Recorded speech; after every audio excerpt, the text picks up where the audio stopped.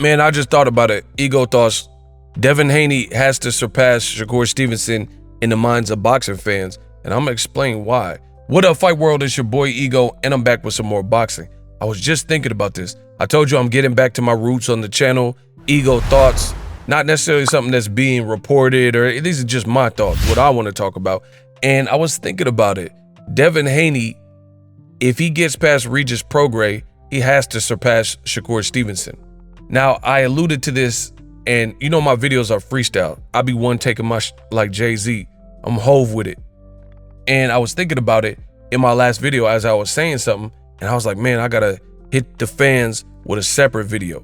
The reason why Devin Haney has to surpass Shakur Stevenson in terms of, I'm talking about where you rank him pound for pound, where he should be on the list, is because boxing is a what have you done for me lately sport. And boxing is also a sport where your last performance is really how you're judged, because there's a lot of great guys that did great things many moons ago. Like, let's say Vic Darchinyan or something. I mean, Vic Darchinyan keep getting knocked out. Back in the prime, he wasn't getting knocked out, right? I mean, Donaire knocked him out, but you guys get what I'm saying. He was formidable. So am I going to overlook how he's looked in more recent fights, getting spilled and knocked out by everybody? Or am I going to like try to go back to the future and get in this time machine and live his prime? He's not in his prime right now. You see what I'm saying? So boxing is a current sport where current affairs and current events have to be factored in. That being said, we're off the heels of Shakur Stevenson's worst career performance against a dangerous southpaw. Before the fight, this is not me changing up or switching up. I like Shakur Stevenson, but I told you that this was a live dog and he has to respect Edwin De Los Santos' power and boxing ability. And I said this was going to be his toughest fight. Ego Stradamus strikes again. Toughest fight on paper out of all Joet Gonzalez and Oscar Valdez, because what those guys didn't have, even if they have power, they have no defense, no special effects, no razzle dazzle, and no real like fast twitch muscles and ability to like athleticism. Shakur was in there with the southpaw who had that stuff. These Dominican fighters, they have rhythm, you know, like I'm watching, I know this is gonna sound weird, but pause.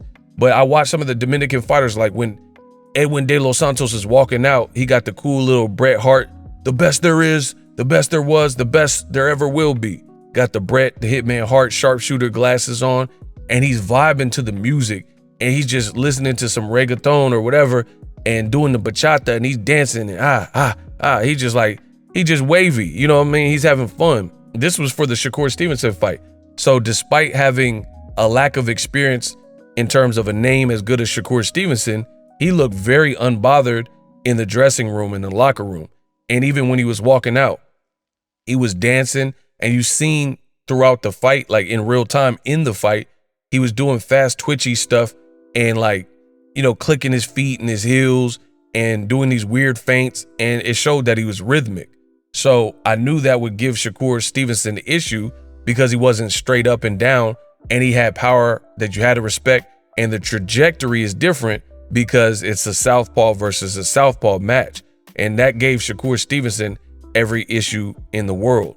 Now, the reason why I say Devin has to surpass him is because think about it. Devin Haney is fighting his second southpaw in a row. Both guys are dangerous.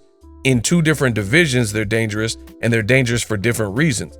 Loma's dangerous because he's an agile fighter with 2 gold medals and a ton of experience, and he turns up. He has great conditioning, so he's able to turn up in the second half of the fight, which he did versus Devin Haney.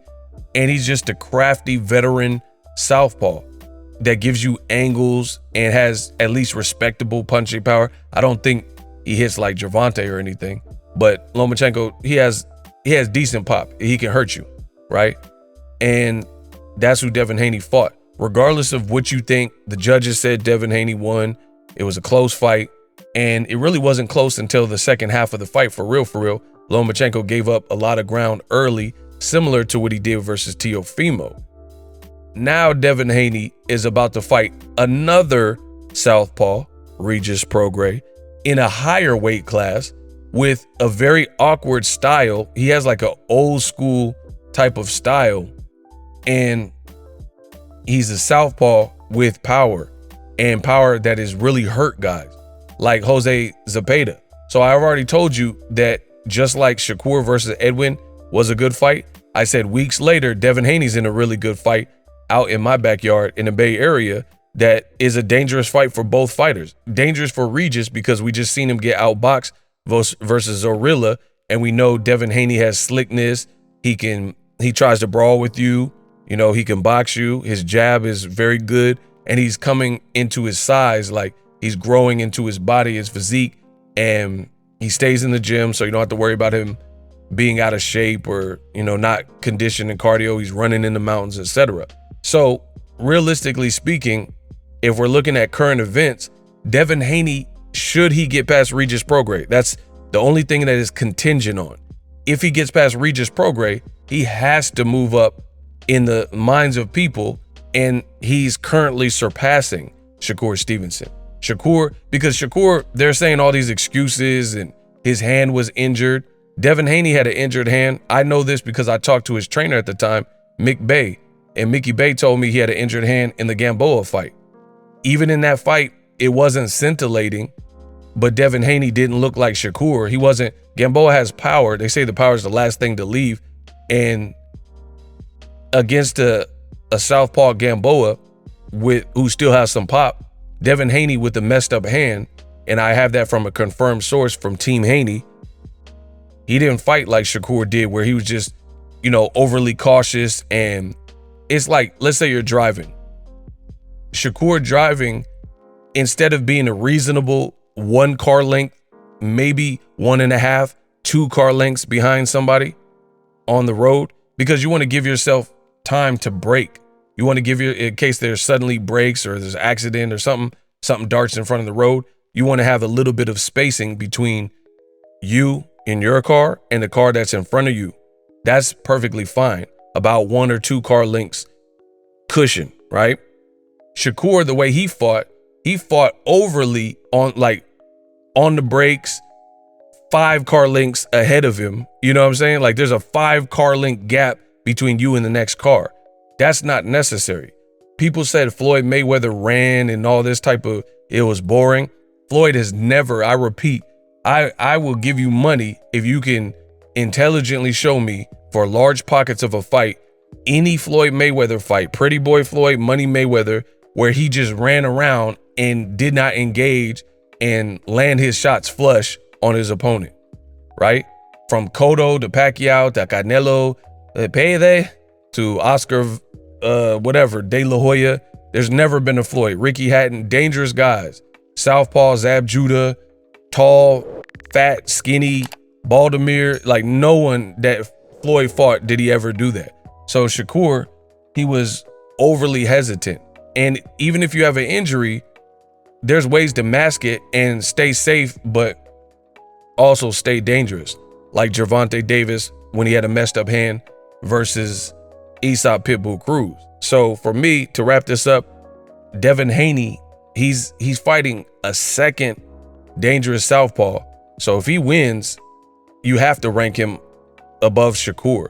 Now, I understand people rank just like Errol Spence, Terrence Crawford. Some people had Errol Spence ranked higher because of the heavy lifting they fought, and Terrence Crawford was able to beat Errol Spence convincingly. So even if you rank Devin Haney higher and then he fights Shakur, I'm not saying Shakur has 0 chance because that's not how boxing works.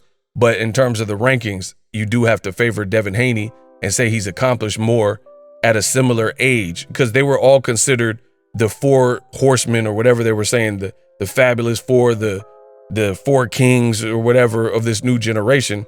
Devin Haney, his career and the amount of money he's making and the performances and even the style, like Devin Haney, his fight with Lomachenko wasn't boring. Dangerous southpaw wasn't a boring fight. Shakur, dangerous southpaw, it was a boring fight, right? So even the execution, Devin Haney is slick and he's not trying to get hit with foolishness, but he will bang with you a little bit. Pause. Jorge Linares, that's how he got caught. Like, you know, maybe stepping on the gas on him. So it might be a temperament thing. You know, Devin Haney has more of a pro style temperament. Shakur Stevenson at the moment, his temperament is a bit more amateurish, where if I'm not saying it's someone he can blow out, but if it's a deadly opponent, he gonna play it cautious and overly cautious and play it safe. Let me know what you guys think of Ego Thoughts. I'm the best in the business and I'm out. Introducing Super Thanks. Right here on the official Boxingego YouTube. Super Thanks allows you, the viewers, to show a little bit of extra gratitude, which enables me as a full-time content creator to push out the content you need in the world of boxing. Underneath all the videos, you will see a heart with the $sign in it. You can enter any amount that you find suitable as a super thanks. A brand new, interactive, and colorful way to get your comments highlighted and noticed by not only myself, but other people on the YouTube platform. Super thanks, a unique and cool way to show and applaud us full-time content creators. Hopefully you guys enjoy the content. Super thanks. The future is now. The Hibernation 5s by Kenichi Bear. Hybrid gaming and lifestyle headphones. Out of the box, you can connect to any console or PC. Bluetooth ready with a low latency USB adapter, color RGB, and extreme bass mode. The Hibernation 5s adjust to you. Whether you need a gaming, travel, gym, or lifestyle headphones, the Hibernations got you covered. The new Hibernation 5s, link in the description. Customize the way you hear the world. Welcome to the nation. Are you tired of your YouTube videos not getting any views? Well, consider TubeBuddy. I've used TubeBuddy for years to scale up my YouTube channel. Now we're sitting over 200,000 subscribers. TubeBuddy is a browser extension that offers a ton of built-in productivity and time-saving services to take your channel to the next level. Use my link in the description to get started with TubeBuddy and level up your channel faster. We working.